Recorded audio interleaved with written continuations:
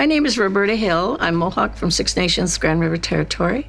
From 1957 to 1961, I was at the Mohawk Institute.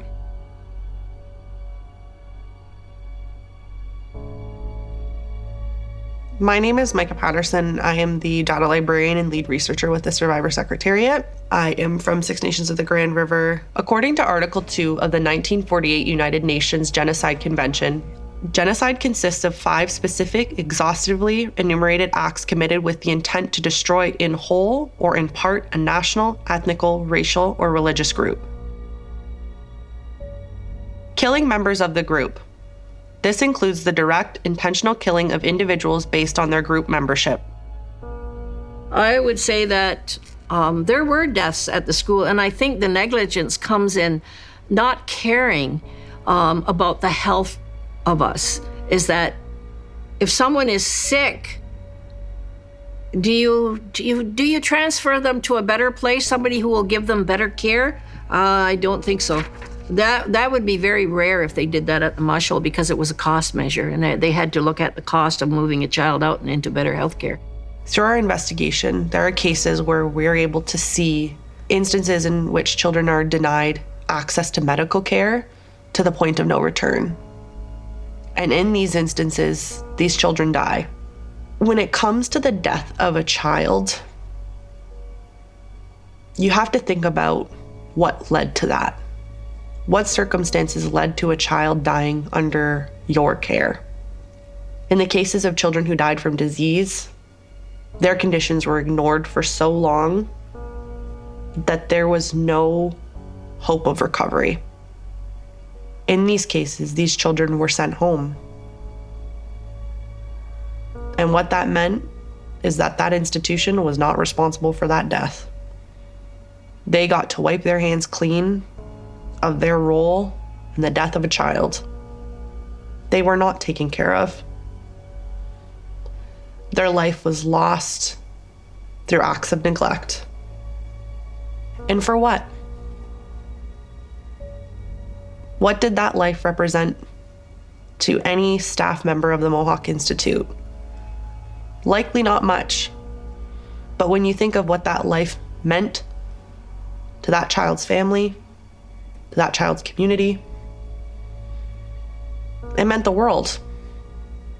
And in cases where families didn't know what happened to their children, they're left forever wondering and looking for answers.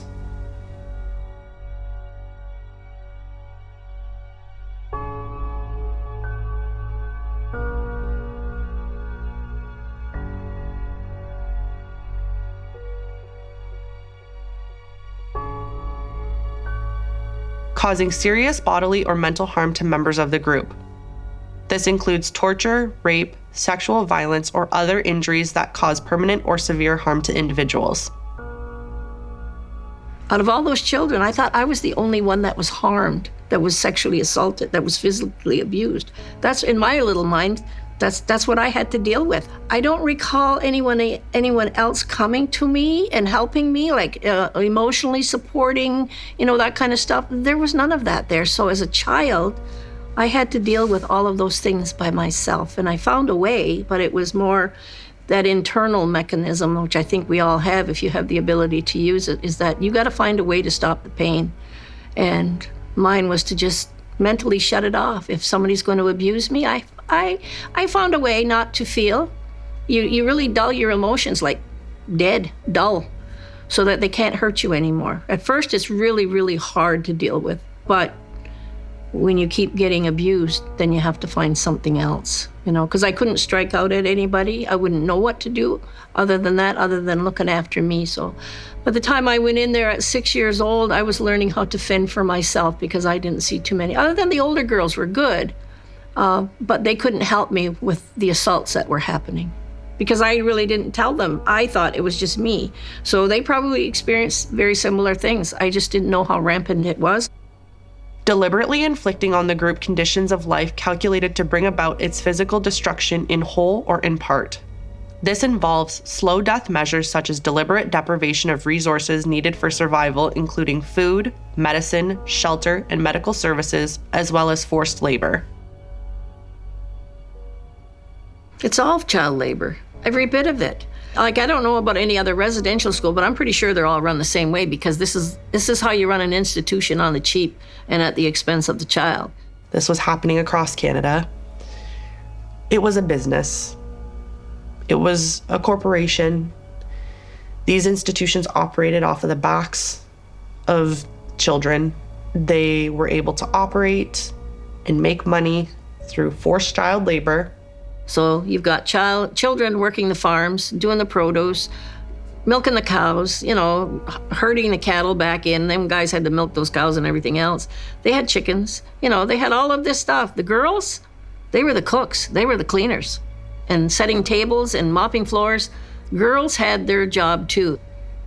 I know some people went out into some of the richer people's homes. They were kind of farmed out there to help with cleaning and stuff like that. When it comes to, again, being hired out as help, essentially indentured servants, and girls were being used to conduct household duties. They were laundering not only for those occupants of the building, but also for residents of Brantford, sending their laundry to be done by little Indian children. But I just know that what we did as kids, they didn't have to hire anybody because most of us were doing the labor. I remember getting needles, and I don't, when I think about the practice in the institution of nursing, and I'm only just beginning to understand it, and I'm a nurse of 32 years, so I understand nursing. And so I'm thinking, okay, what was she giving us, for one thing? Didn't know about the pills. Yeah, they'll give you pills. Tell you to take a pill, you're an obedient kid because you'll get punished if you don't take it. Needles, I have no clue what they were giving us. What were you giving us? Because I know when I do my research, I was there and left in 61. Measles, mumps, they weren't even approved until late 60s or 70s. So what the heck were you guys giving us? You do not introduce anything unless it's under sterile conditions. And so I don't know what they were doing other than to say you're either injecting or taking, but it's still experimental. I can't think of any medical reason why they would have done this to children. Children were then being sent to a hospital that, again, is known to have had individuals working that were unqualified, rather than sending them to a proper hospital that is located quite closely to them, in this case, the Brantford General. And in these instances in which they're denied access to medical care, injuries worsen, disease worsens. There's cases in which we find that children have lost hearing because of injuries sustained during punishment. It was a commonly known practice, as expressed by survivors, that being smacked open hand in the head or being punched was common. With that comes ruptured eardrums. And through the records, we see instances in which a child has been denied medical care for so long that it results in them dying. The nutrition was probably lower standards than most. And it's only because that we had gardens, we had vegetable gardens, we had greenhouses. The young boys were looking after all this. They had beef, they had cattle. There's no reason any kid should not have had a well-balanced diet there. But because they are selling the produce and everything else, and the milk or whatever, like we get skim milk or powdered milk or whatever, they're just offsetting their administration costs. And yet the children were the child labor. They've more than offset their costs, really. Like, they're pretty much getting a lot for free here. It's child labor. Everything that was done there was pretty much by a child. I don't think there's too many people that said the meals were good. Maybe later on, towards when it was closing, they were cleaning up their act, but not in the 50s. Not that I remember. I did not like their food. And when I left there, I must have been malnourished or something, because I had to get needles in my butt, and I'm pretty sure it was iron. So there was something I was lacking that I had to go see a doctor once in a while. Yeah. I think when children were dying in institutions like the Mohawk Institute or any other residential school, I think it's gross negligence, because they were trying to offset costs, but it's at the expense of a child's well-being. Why couldn't you just feed them well? The produce was there, but it all boils down to how much money can I save and put the children to work, and you still could have fed them. There's no reason for that. It was like a massive production of food. If you're doing gardens and stuff like that, and you've got cattle, you've got chickens, there's a lot of food there, a lot of food. It's just like we weren't worthy of the same care as anybody else. And why? We're all human beings, but why? Imposing measures intended to prevent births within the group. This includes forced sterilization, forced abortion, prohibition of marriage, and separation of families, which aims to destroy the group's biological continuity. There are cases that are mentioned in the files where one residential school, like the boy and the girl, would get married. They like that because they've been indoctrinated into that system.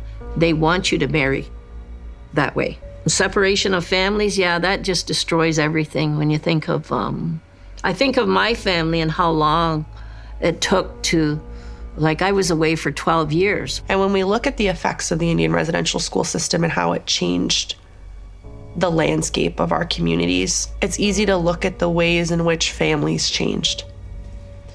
Individuals leaving the residential school system were forever changed. They had no idea who they were as people anymore.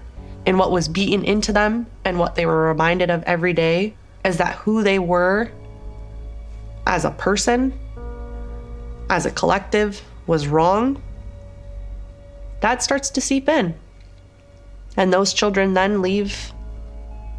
They choose to have a life outside of the community, isolated, erasing that part of themselves. Maybe for protection, maybe for peace of mind, because that was forced onto them.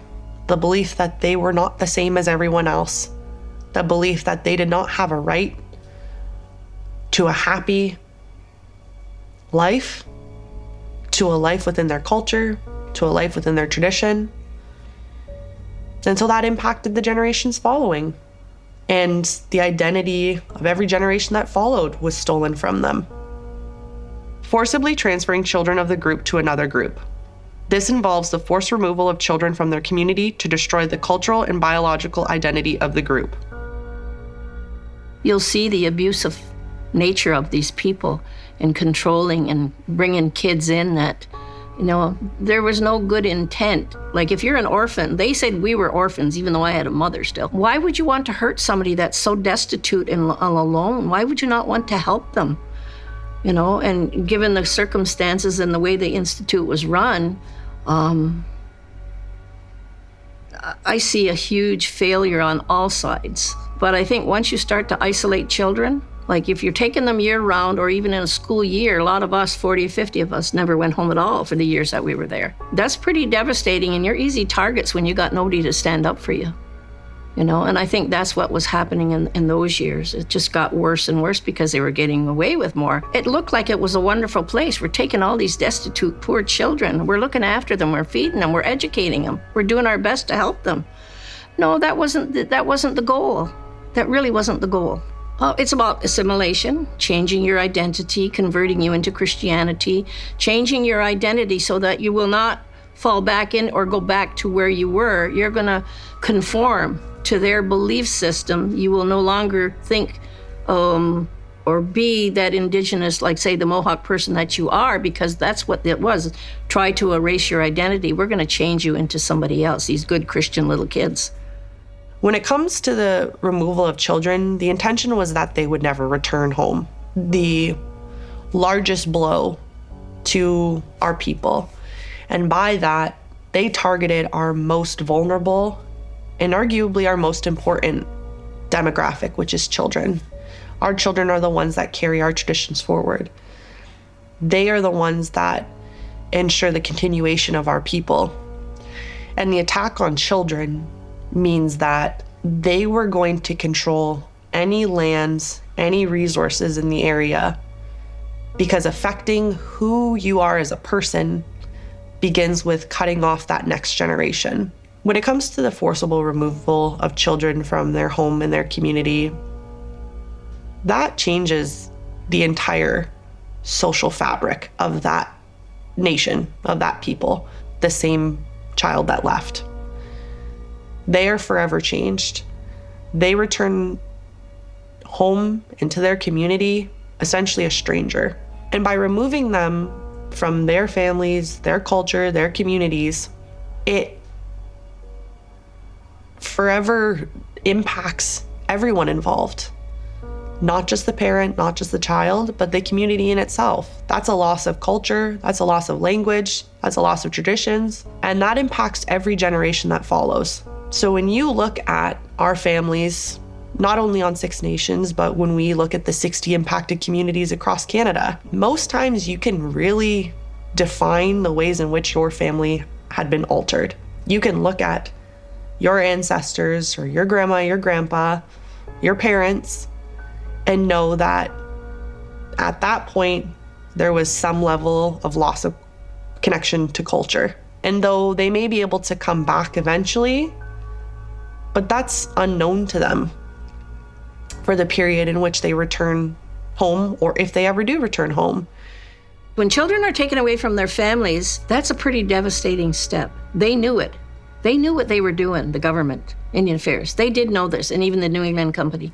This was what they had to do in order to gain control. You take the children away. What have you got left? What has the families got left? They have no children to raise. They, if you wanted to pass on your belief system, your tradition, your ceremonies, your culture, you no longer can.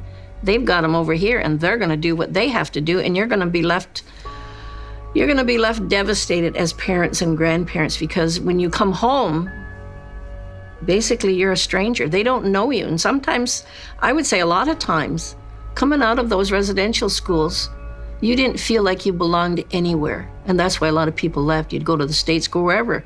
It destroyed those family connections and what we should have been allowed to learn and pass on to the future generations. That's really what their intent was, wipe that out.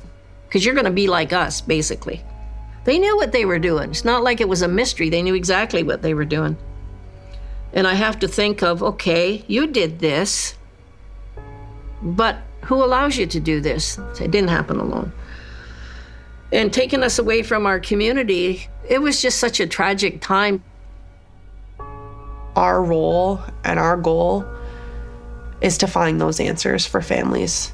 And though their parents likely are no longer with us, to get answers to families and communities will forever drive us, because their lives deserve respect, acknowledgement, and dignity.